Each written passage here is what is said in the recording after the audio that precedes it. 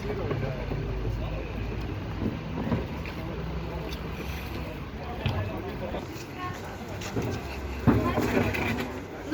Нет, часто волосы регистрируем. То, что мало регистрируем. Сразу регистрируем. Это мало. Да.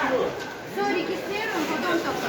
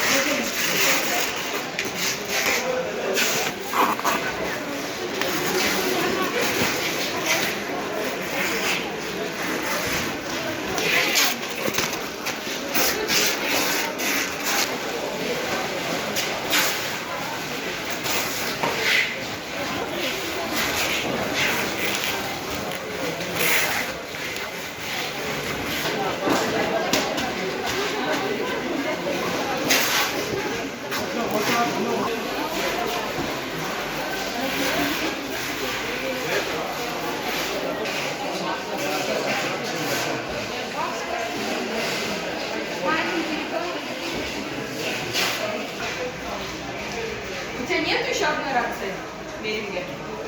Есть же, да? Да. Маленькая.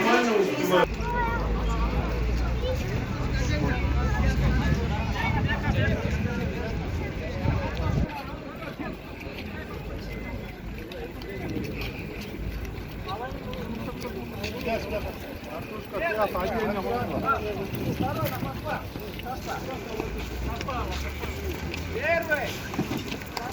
Картошку отдельно, лук отдельно. Первый.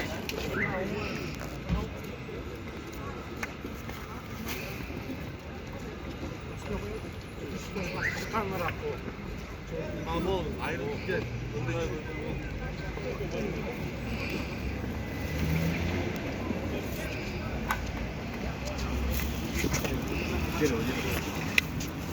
üstüne dakika cayır bekle üstüne.